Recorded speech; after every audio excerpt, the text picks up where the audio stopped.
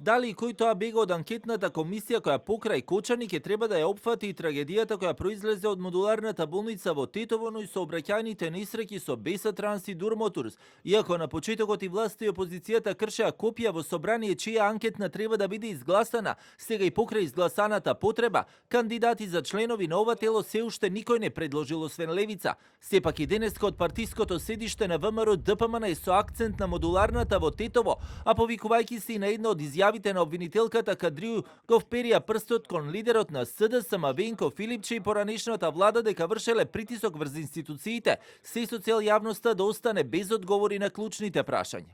За да бидат поставени модуларните болници, односно пред да се случи пожарот во модуларната болница, каде што загинуваат 14 наши сограѓани, Филипче и Заев, наместо да ги подобрат стандардите на болниците, Министерството за транспорт и врски во тоа време, по предлог на владата, го менува законот за градење по итна постапка. Крајот на поранешната обвинителка Кадрiju дошол во моментот кога таа побарала градежно вештачење на модуларната болница. Од кога обвинителката го побарала ова, таа веднаш била суспендирана и тука завршила нејзината кариера. Била суспендирана затоа што ако го истражала случајот, пола влада ќе завршела во затвор.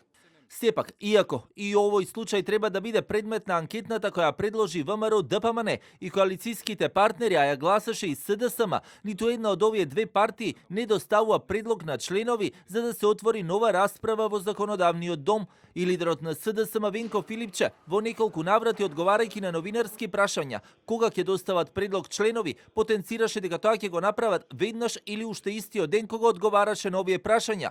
Последен таков одговор даде пред 4 дена, откако и Гаши на брифингот со новинарите испрати јавен повик партиите да доставуваат кандидати за членови и нивни заменици. Као што најдов ќе поднесеме. Апсолутно. Чим има повик официјален, да.